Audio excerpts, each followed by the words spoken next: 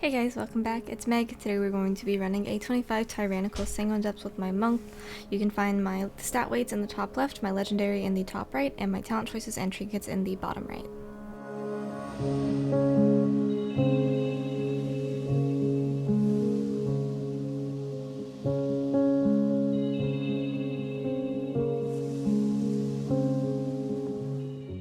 The beginning of this is pretty standard. We're going to go ahead and pull the first two packs and we're going to open the urn, as well as dropping all of our toys like our Crash and Thrash and robots and our punchable marmots, just to get those couple extra stacks of urn buff.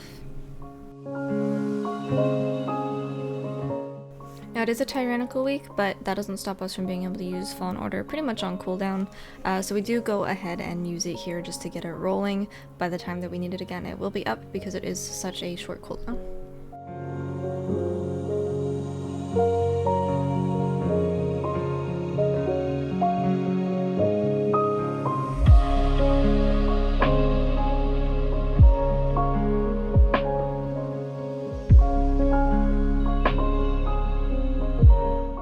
Do keep in mind that when you invis this pack, because you don't kill the Mist Dancer, the famished tick ads are going to continuously spawn from the portals in the open room that we're headed into.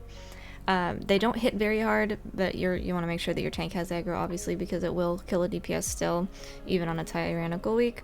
So it's just something to be aware of, but we are going to go ahead and pull Ruth into this tick pack.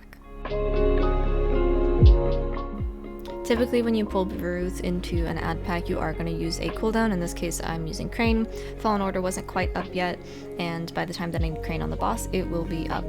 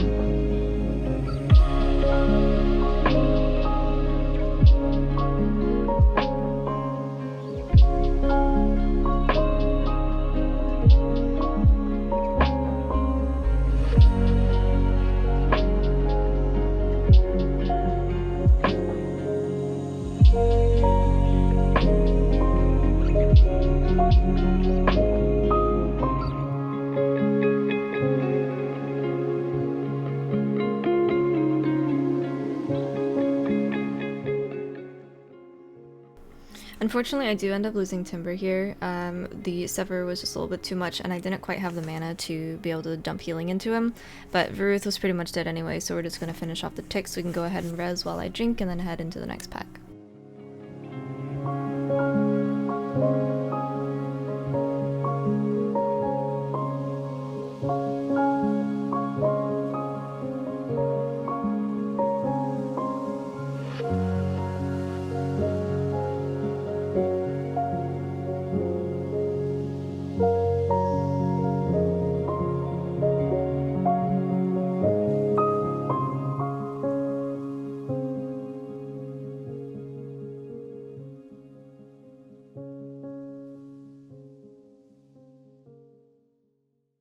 On Fortified Weeks, I'd go ahead and tell you to send Fallen Order on this pack, but because it is Tyrannical, I don't have Yulon and I don't have Revival because it is also a Bursting Week. I'm going to go ahead and tell you to hold on to Fallen Order here for the first set of orbs on the boss.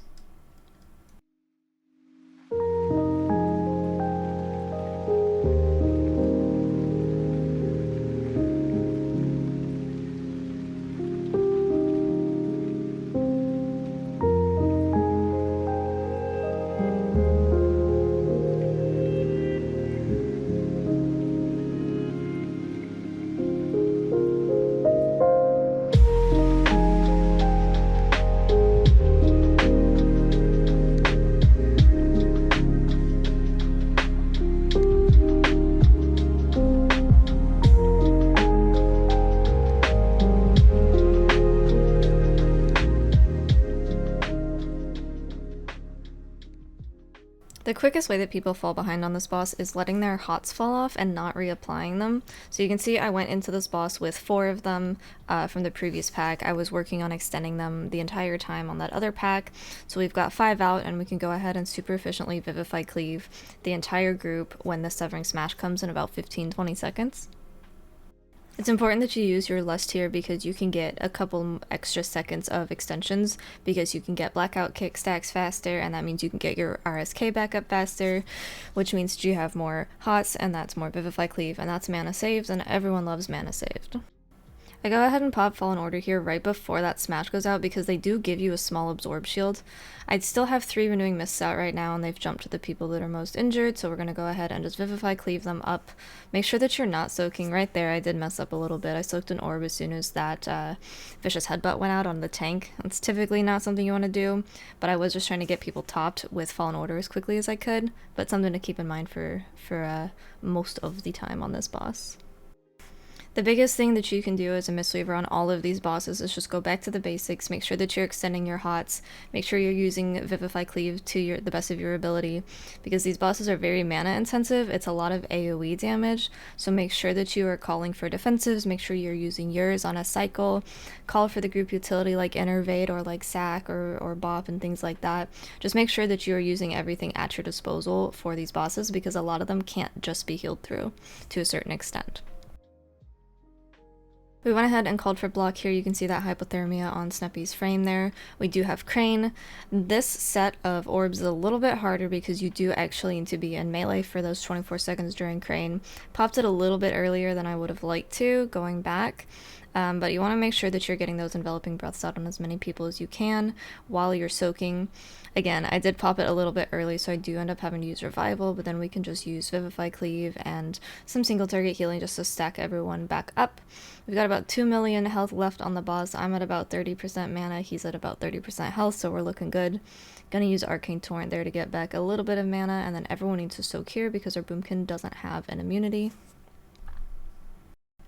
We have Fallen Order for this next Severing Smash in about 5 seconds, so we should be sitting pretty there. We don't have a lot in the ways of defensives left. We do have Diffuse, we do have Fort Brew. I go ahead and use Diffuse and Mana Tea there because I don't have that many Renewing Mists out. I'm going to end up using a lot more mana than I need to. We were getting towards the end. I think at this point in Discord, we were trying to decide whether or not we were going to kite the next set or not. But because I had Fallen Order running here, I did save a good portion of my mana, so we went ahead and just soaked it anyway. Right here we called for a Bop so I could solo and we don't have to heal everyone else back up because I don't have an immunity. We did use what the Prot Pally brings us, and we used our group utility to the best of our abilities in this case. We are going to go ahead and kite out and get as far away as possible from these next ones. I think we do end up soaking the tank one and then maybe one a little bit closer, but the goal here was just to kill the boss before it killed us because I was getting pretty low on mana and we did not have any room to kite.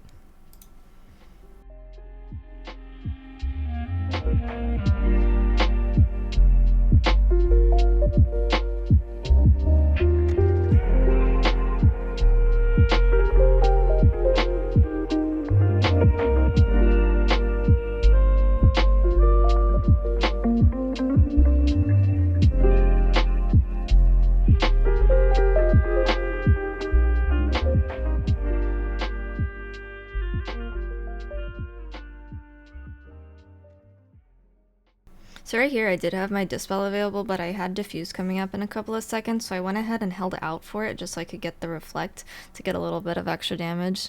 Mistweavers are always trying to squeeze a little bit of extra damage out wherever they can, and these Rack Soul Diffuses are actually a really good way of doing that.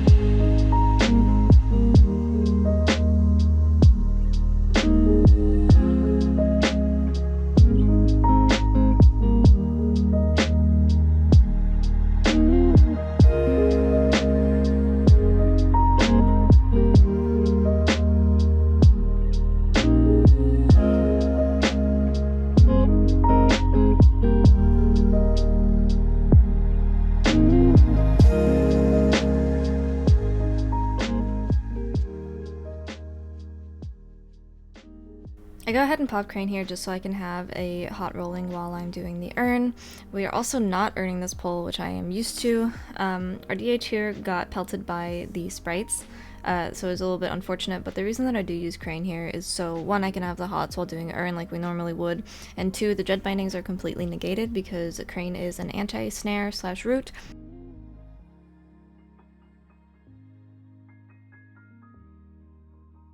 Because we lost the DPS right on pull, the pack is looking pretty healthy, so I went ahead and used Fallen Order and Mana Tea here, just so I wouldn't have to sit later and to get some value out of Fallen Order, because it should be up by the next time that I need it.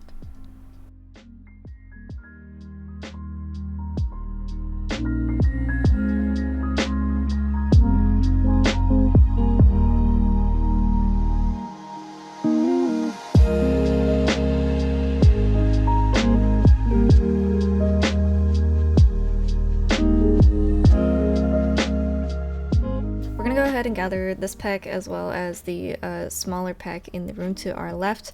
This is going to be our urn once these get a little bit lower, and we're also going to be dropping our toys so we can get that nice extension on the urn buff.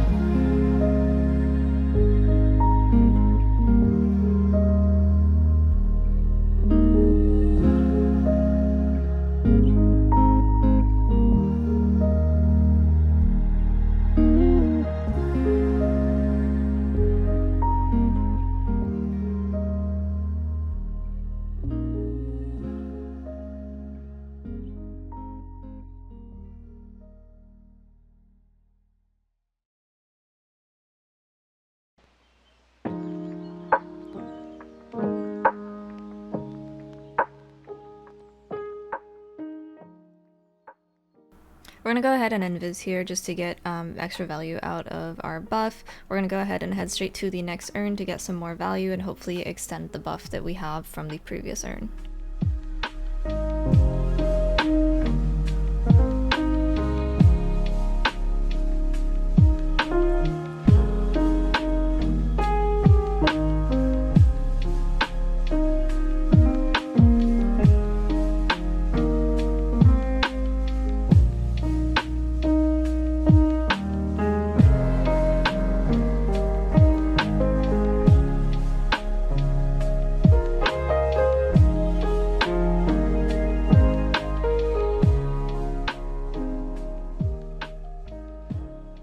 Sanguine Depths without a lot of stops is one of those dungeons where you can kind of just use cooldowns and personals on cooldown, just because there's so much damage going out with these scribes casting on random people. You just really want to make sure that no one, especially the DPS, loses their urn buff.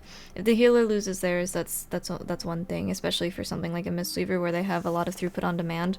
But if a DPS loses it, it is much more dire, especially going into the second boss on a Tyrannical week. You want to make sure that everyone has everything that they can.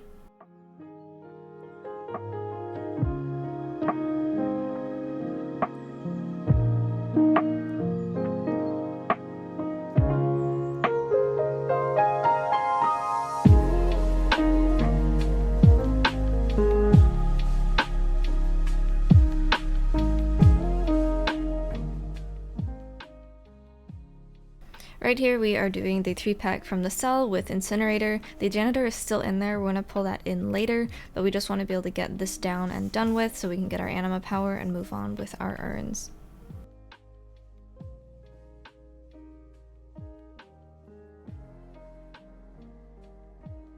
The Incinerator is something that I always use a cooldown on, whether it is Crane, Revival, or Fallen Order, sometimes a combination of two. If it's a Grievous week, oftentimes it's Crane and Fallen Order, or sometimes it is Revival just at the end there. I didn't end up needing to use anything here because we do have the Urn buff, outside of Fallen Order of course, but for other weeks it is definitely a lot more dangerous.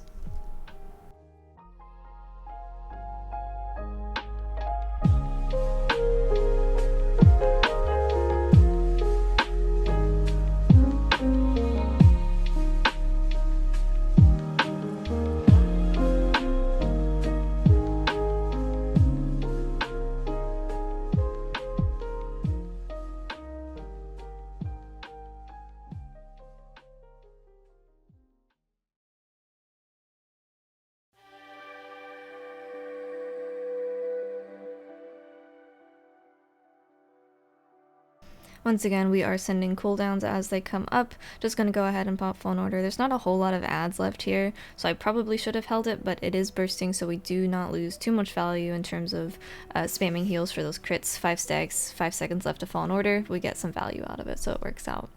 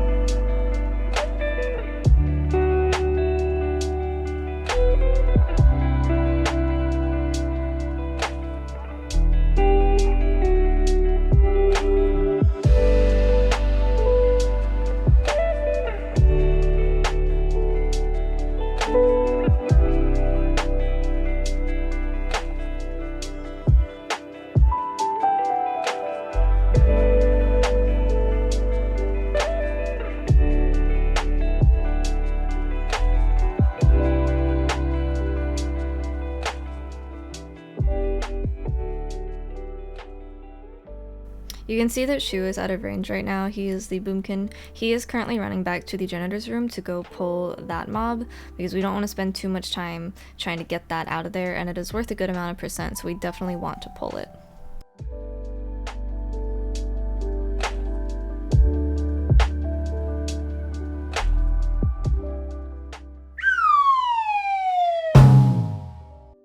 So we're going to go ahead and battle Rose Remy. We are also going to be taking these Dirt Hunters into the urn. I pop Fallen Order back here before I head in just so we can get some healing going on Timber. That was also Cocoon. But we're going to go ahead and open the urn and just do whatever we can to keep the Dirt Hunters in. We do drop an Ursul's, I drop a ring, just things like that because they do run out still.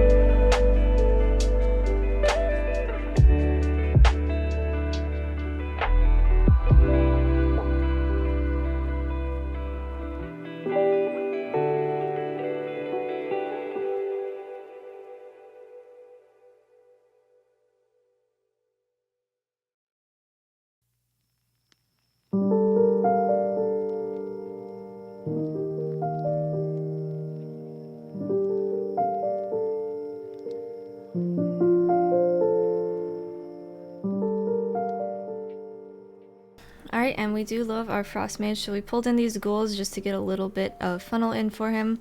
I encourage you to hold on to your cooldowns during your lust, during your urn, because when you don't have those at the end of the fight, it becomes significantly harder to keep people up through this. So hold on to block, hold on to diffuse, fort, anything like that as long as you can. Once your urn buff falls off and once lust falls off, then you can use your cooldowns a little bit more freely, but take advantage of the haste and take advantage of that extra healing and damage done.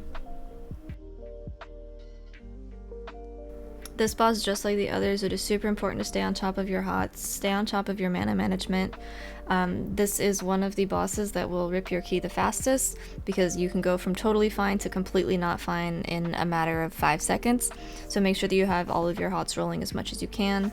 I do have Crane rolling right here, but I am not able to rely too much on it of the actual blackout kickstacks and the gust of mist. I am more so getting it out for the hot effect for enveloping breath.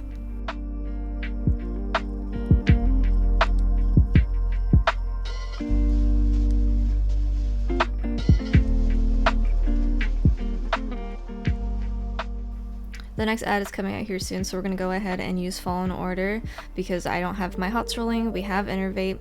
I pop Revival there with the Essence Font hot just like we like. I pop IQD on Snuppy there. It works as a lay on hands, and we're just going to go ahead and finish off the rest of the boss. 16.6k HPS sustained on this boss. I know it was only about a minute 40, 2 minutes, but this boss is very, very intense for your healer. So as a DPS, if you're watching this, make sure that, again, you are holding your defenses and your immunities until the end when you start to get these bad overlaps between Castigate and the ad spawning. And healers, just make sure that you're doing your best to keep people tops. Try not to let anyone get down too low.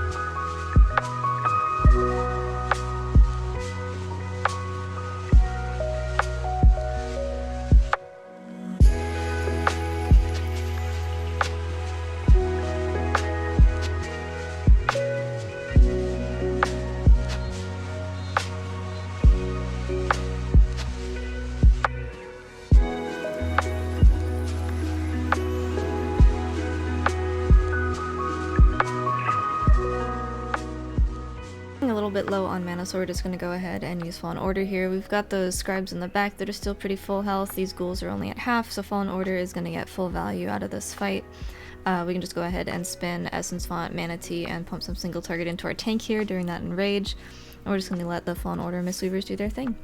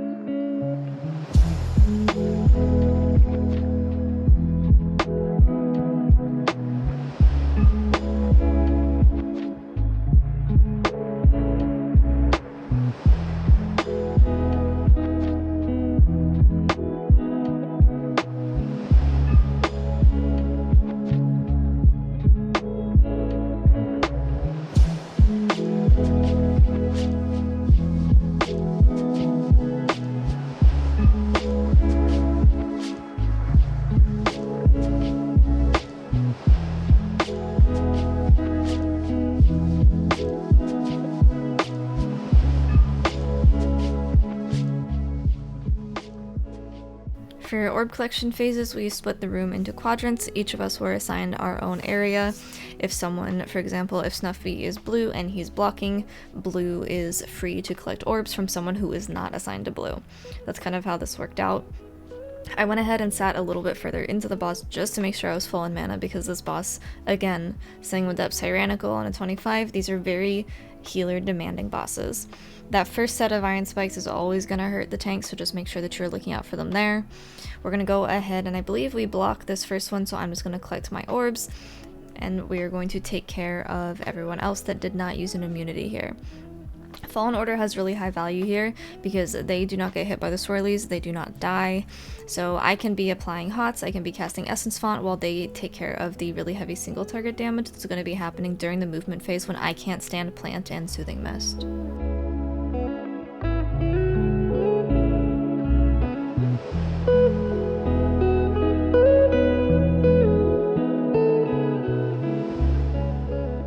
For this next set, we called for Nether, so I'm going to go ahead and collect my 3 to 5 orbs again. You always want a minimum of 3. I would encourage you to get 4. If you can get 5, absolutely go for that.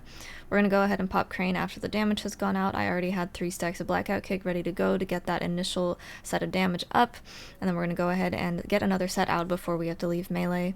I do throw my Enveloping Breaths on melee most of the time because there's 3 of us there versus I don't feel like micromanaging our ranged and seeing where they are and if they're close, so by default I usually just put it on the melee.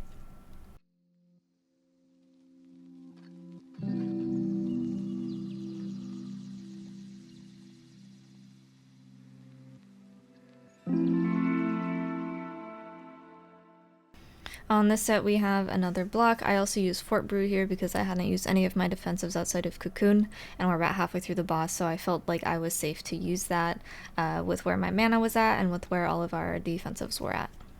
This one I just healed through normally. You can see I have 4 stacks of Renewing out, so we can just Vivify Cleave people up. I usually anchor the tank on this because the Iron Spikes does come right after, so you can get really efficient cleave and it saves you a good portion of your mana. This next set is my Diffuse, Fallen Order, and then whatever anyone else has, usually health pots. Oftentimes this will also be IQD, but mine is on cooldown for about 15 more seconds.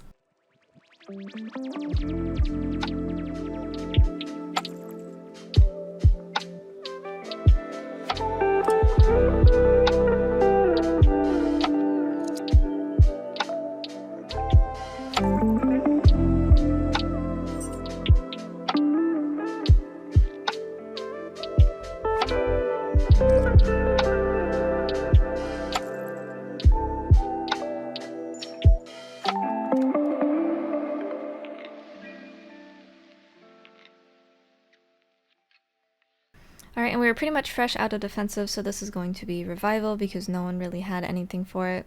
We do have a couple stacks of Renewing out still, even though I did go out of melee for quite a bit.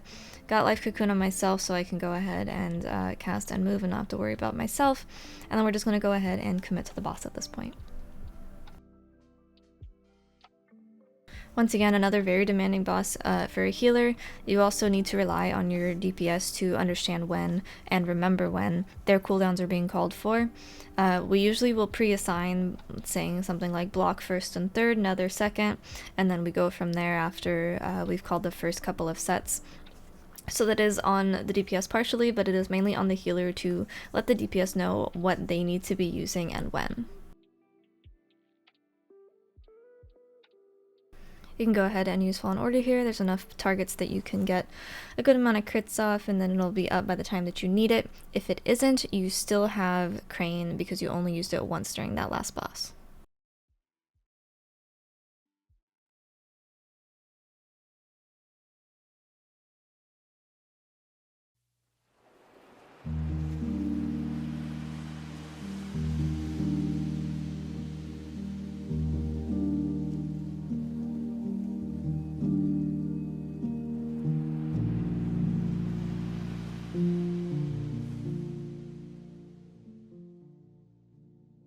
We're going to go ahead and wait for Bursting to drop here, and as always we are going to be skipping this 3-pack because this is the worst pack in the entire game.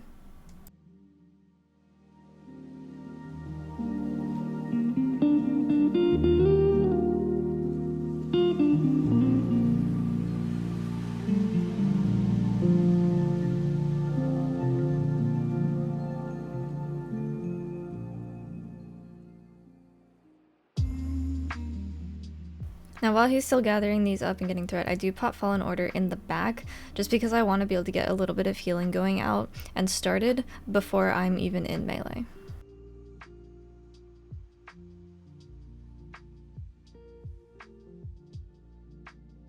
The second set of ads do apply bursting when they die. They do have on death affixes, but I don't have revival, so what you're going to make sure that you do is have all of your renewings out as much as you can, and then you're just going to vivify people up, targeting the people that have the bleed on them, because that's going to hurt them the most.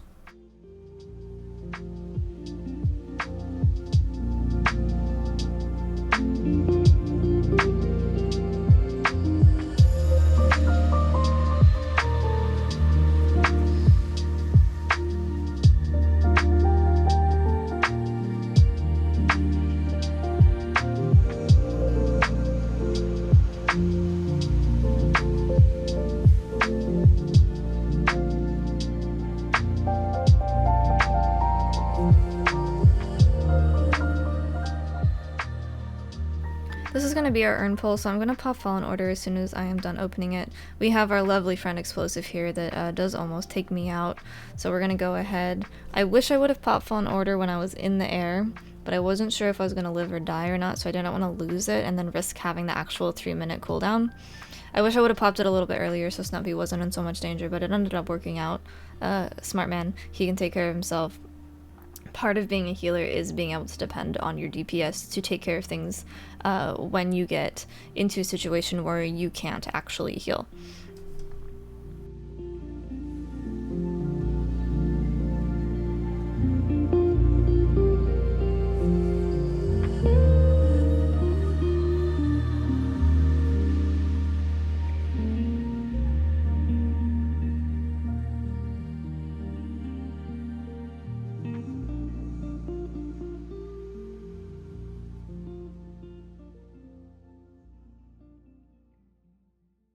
I go ahead and use Crane here just because I'm not really going to need it until the last boss anyway.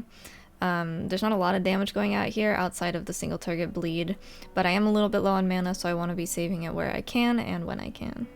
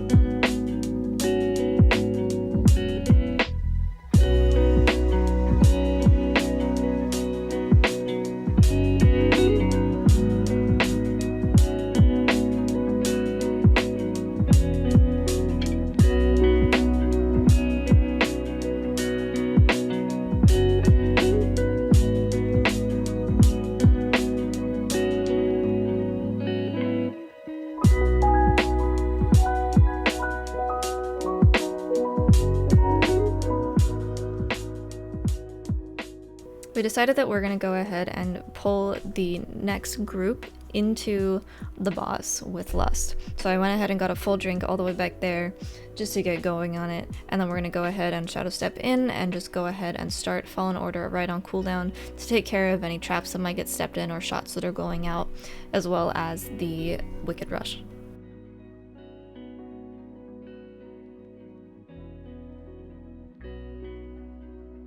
This is one dungeon where you do kill Oros Coldheart, so what you're going to do here is absolutely take Satchel of the Wild Hunt, because you and everyone else, because you're in combat, can just walk out of the Wicked Rush and not take the bleed effect. That one I got a little bit unlucky. I got Lay of Hands, I got Cocoon, but typically you can just walk out of it, especially if you're the second target and you can see it coming. It's much easier.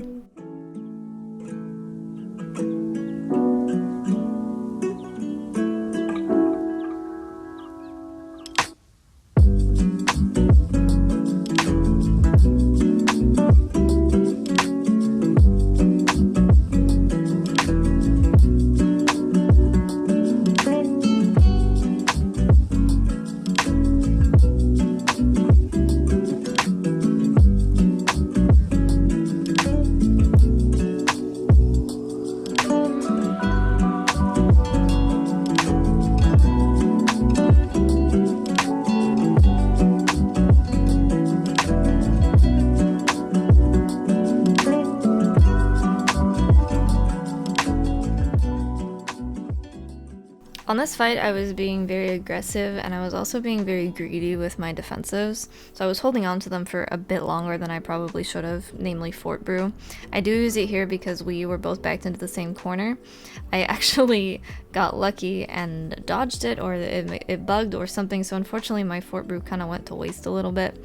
So I go ahead and pop Crane and just get the healing out there, but it was a little bit of a weird interaction there. I'm not really sure what's happened, even watching it a couple of times.